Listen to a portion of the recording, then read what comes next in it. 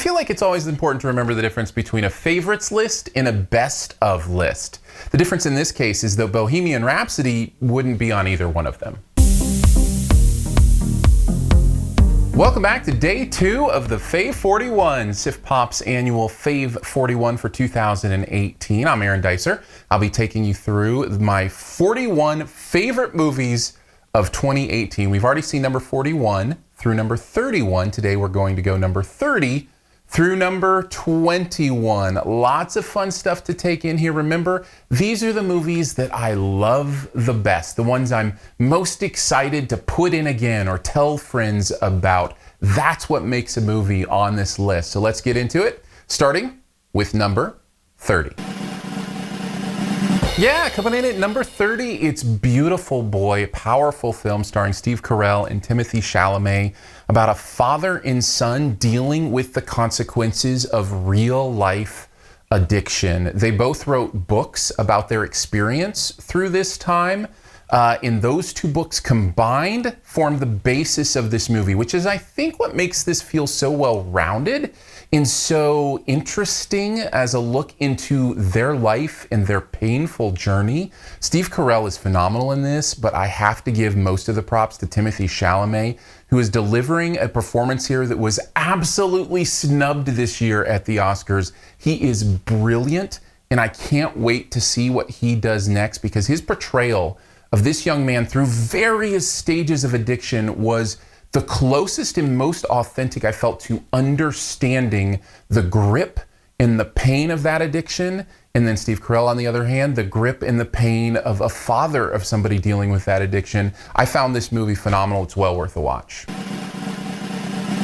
Let's enter into the 20s at number 29 with a shout out to a movie that not a lot of people saw, and I'm afraid not a lot of people are going to see long term either. It's Stan and Ollie, the true story of the, let's call it a friendship or working relationship between Laurel Hardy and Stan Oliver, and kind of how they worked their way through what it means to be creative partners. As somebody who has a creative partner and has had for a while, it's a very interesting dynamic to figure out what that looks like and what that means and where the attention goes and all those kind of things. So I really kind of connected to it in that way, but I think you'll also connect to these performances. John C. Reilly is incredible in this, as is Steve Coogan. And what's most incredible, I think, is the chemistry they have as these two real life characters. It was educational to me about these people and what they did later in their career. I think it is informative in a way that shows you why what they did was so special and interesting. And more than that, it's a meaningful story that can teach me, and I think us, a lot about the friends in our life. Moving on to number 28 in the Fave41, it's Burning, South Korea's official entry into the Best Foreign Language category at the Academy Awards. Snubbed ridiculously in that, although there were a couple I didn't see, so I guess I shouldn't say that. But I certainly liked this movie and would recommend it for a watch. It's really a powerful psychological thriller for me. It's one of those movies that rewards careful attention to detail, that rewards careful attention to character development and character interaction and metaphor. And that's always going to be interesting to me. I'm not even sure I fully understand this movie, and I think that's okay, because it's playing on a symbolic level with some things and a more literal level with others. Stephen Yeun is fabulous in this movie. I think he was also overlooked for awards. But there are a few foreign language films on my list this year, and this is definitely one I want to recommend. In at number 27, the first of 5 Best Picture nominees that made my list. That means 3 didn't. You already know Bohemian Rhapsody and Green Book didn't. I'll leave you to figure out the third one. But let's talk about BlacKkKlansman, Spike Lee's latest film. I think it's one of his most accessible films. I found myself laughing and then contemplating deep and painful things right back to back in a way that I'm not sure how he pulled off that magic trick. It's brilliant filmmaking. You can say what you want about the tag to this movie and it being didactic or pounding the message home, but guess what? I kind of feel like some messages do need to be pounded home, and this is one of them.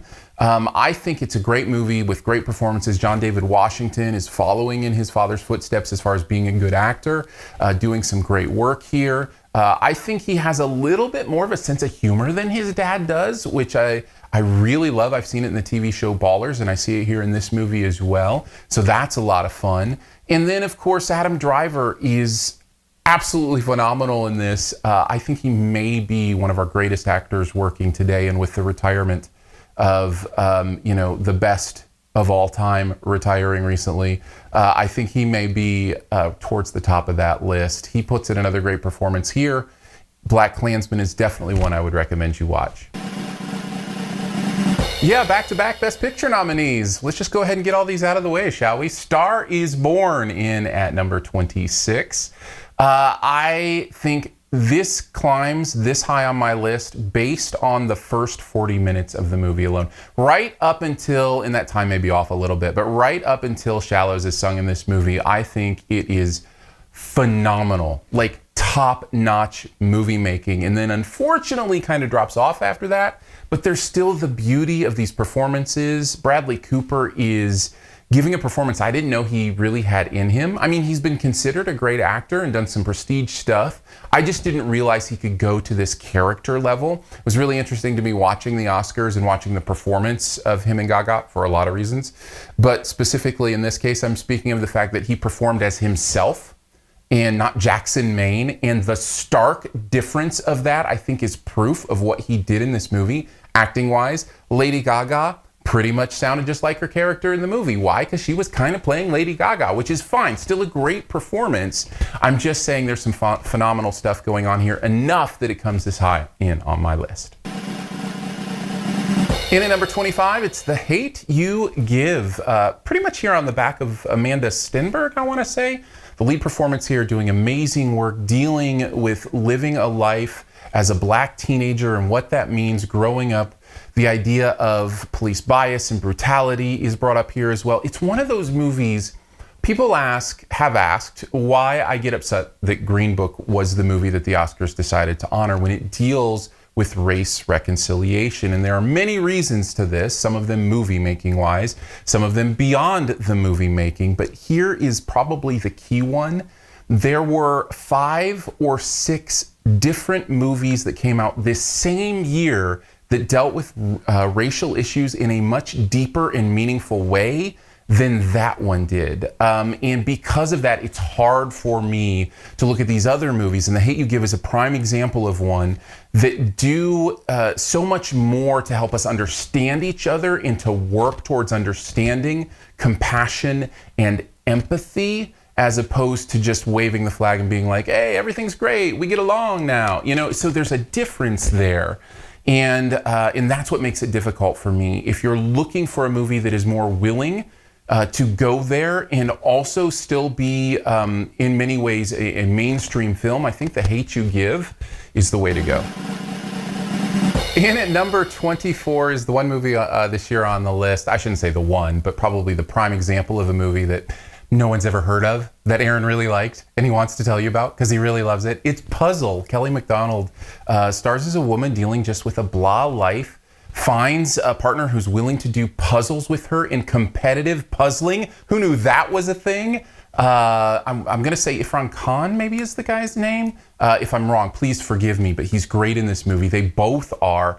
And the interesting relationship between them is a phenomenal part of why I think this movie is fascinating. It deals with marriage, it deals with relationships in a way I don't often see modern movies do it, and it also has this beautiful combining metaphor about the puzzle itself and how it relates to the story that's going on here. This is one I almost hesitate to recommend because it's probably just so on my wavelength that maybe you won't enjoy it. I don't know. But if you just see it there someday and you're like, hey, I remember Aaron said he liked that puzzle movie, I'll give it a shot. Just give it a shot, see what you think. If you're anything like me, the pieces are going to fit together real well.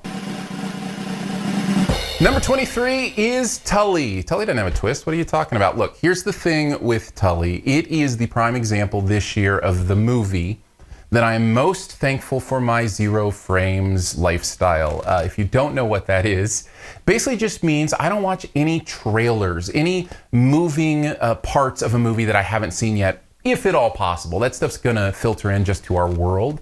But I do my best to avoid it because I found the pure movie-going experience to be such a treasure, and it paid off big time with Tully. Not only is there great performances here and it deals with a great subject matter, but where this story and plot goes was such a fresh, interesting surprise to me that I really enjoyed the film. Charlize Theron is spectacular in it. She's doing great work.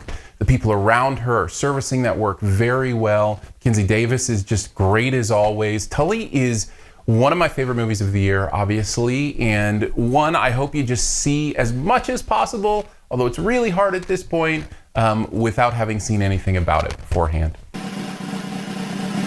Yeah, it was a great year for superhero movies, right? But you don't hear a lot of people talking about this one. In at number 22, all the way up at number 22, Teen Titans Go to the Movies. What? What a surprise. This blew my expectations, my non-existent expectations, out of the water when I saw this movie. I laughed so much. The writing, the comedy writing in this movie is so sharp and so clever, and at times really dark, which I found interesting. This is one of the best DC superhero movies I've ever seen. I love these characters. I understand now that they come from, and I knew then too, because I have kids, that they come from a TV show, but I kind of just want to watch their movies. I don't know that I want to invest every week in the show, but I sure will every once in a while go see 2 hours of these characters doing funny stuff. And maybe it's just a one-off. Maybe this is the only Teen Titans movie that ever exists in the history, and that's okay. Just make sure you see it because it's funny. And we're closing out this video at number 21 with Bad Times at the El Royale.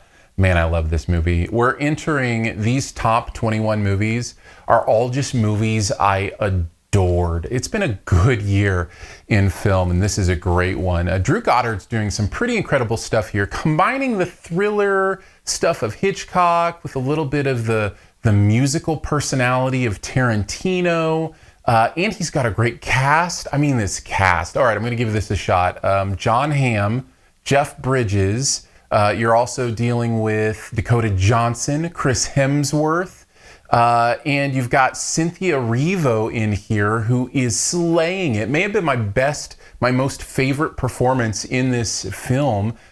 Because of the singing and acting that she does together. You may have also seen her in Widows. It's been a great year for her. And then Lewis Pullman, Bill Pullman's kid, doing some pretty incredible work here as well in his role. And I probably missed somebody. That's how amazing this cast is. And the story is told in such an interesting way. The way he constructs our knowledge of what's going on here is fascinating and compelling, which is most important to me. There's just one section in this movie that kind of extends the movie a little longer than it needs to be, but that is such a slight negative for me because I had such a great experience with this film. It's just pure old school storytelling, and I loved it, and I think you might too. Well, there you go. There's number 30 through number 21. We are more than halfway done. Only the top 20 left to go, with a couple more videos coming your way in the Fave41 for 2018. Let me know what you think. Let me know where you agree, disagree, what predictions you have for the top 20. I'd love to see any of that. You can connect in a lot of different ways with us at SiftPop, or me personally, at Aaron Dicer. Go to Twitter, at Aaron Dicer is my personal Twitter. Love chatting movies there. At SiftPop, a great follow as well. SiftPop also on all the social medias. If you want to check it out, just search for SiftPop on whatever your favorite way to connect is. Also the podcast, check that out. It's a weekly pop culture podcast that we do. And the website has some pretty interesting stuff starting to go on there as well. Articles, reviews, some fun stuff we're kind of building up there at siftpop.com. Just looking for a family, a community of movie lovers who love doing the work it takes to find the gold, to dig out the gold in pop culture. So that's what it's all about. Speaking of family, thank you so much to those who support, who are members. If you're a member of SiftPop, thank you a ton. That happens at Patreon. Patreon.com/SiftPop starts at $3 every month. You get some really fun perks even at the lowest level, including your own dedicated podcast feed with bonus episodes each week in it. That's a lot of fun. Monthly hangout, video hangout, where you can ask questions about movies or whatever else you want to. That's every month we do that for our members at a certain level. So check out all the membership perks and different things at patreon.com/SiftPop. And thank you so much for making this possible with your $3 every month. It means the absolute world to us. And finally, subscribe to SiftPop on YouTube. Hit the subscribe button. We really appreciate it. Comment. Let other people know about what's going on. If you have other movie-loving friends in your life, let them know about the fun little community that's building here at SiftPop, and hit subscribe. So I'll give you a few seconds to do that. Just when the SiftPop logo pops up on the next screen, just click it.